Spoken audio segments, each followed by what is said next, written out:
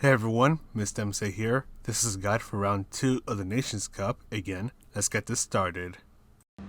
Start to brake just before the curb on the left starts.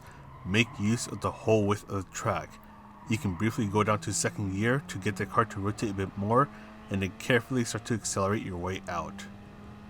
Eventually bring yourself to the right side of the track, and shortly after you pass the second Pirelli sign on the right, that is when you want to start to use some of your braking.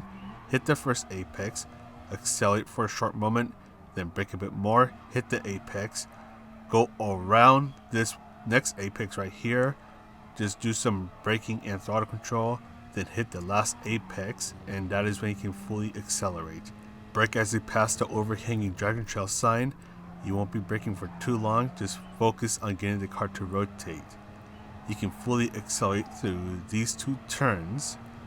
Then for the hairpin, you want to brake just before you reach the 100 meter mark. Slowly ease off on the brakes, smoothly turn in, and then carefully start to accelerate. For the chicane death, you must decide whether you want to try to go over or around the red sausage curbs. Brake after you pass the 100 meter mark, and in this case you're going to go over the first red sausage curb, then brake a bit more and go around the next one right here, and do not get onto the grass when you're going around this corner right here.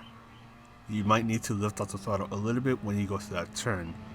Then turn in before the curb on the left ends, and all you need to do is just do a quick lift off of the throttle, and you're pretty much good to go. So let's go ahead and finish this lap, and we'll go ahead and talk about the strategies. For the qualifying session, you have 5 minutes to try to get a good qualifying time. There's not much to say about this.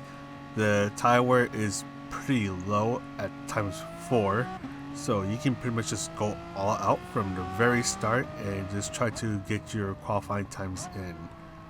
If you can get some slipstream, that'll be helpful for your qualifying times. Other than that, just make sure that you give yourself and those around you the space, and well, that's kind of it. Actually, one last thing, you do want to be careful on how you navigate through the death chicane. You want to make sure that you plan out how you want to go about the chicane of death and stick to it. So if you're going to go above or over the red curbs, then do that, stick to it. Or if you're going to go around them, do that and stick to it. So you basically only have time to do 2 qualifying laps. And yeah, now that is it for the qualifying session. Now let's talk about the race strategies. For this race, you pretty much have to save fuel. When you're on the racing medium stint, you want to try to stretch the fuel life for as long as possible. If you can make the fuel last 12 or even 13 laps, then you're in a pretty good spot. So because of that, you'll have to be short shifting a lot, and you'll be shifting when the bar on the bottom of the screen is around 75% full. And you'll want to make sure that you have someone that you can stay behind for the slipstream. And even though it's still not as strong as it was in the previous update, you'll still be able to save a bit more fuel to try to stretch that fuel life out a little bit more. So once you go into the pit stop, that is when you switch on over to the racing hard tires and fuel up, and you're pretty much good to go. And if you choose to fuel up a bit more than what you need, you can start to push a little bit more. Just make sure you keep an eye on the fuel. That way you don't end up running out of fuel just before you cross the finish line. And the only car that you really want to think about using for this race is the Alfa Romeo 4 Secret 4, as this car is really light on its tires, and with the recent update, it's actually even better on its fuel economy.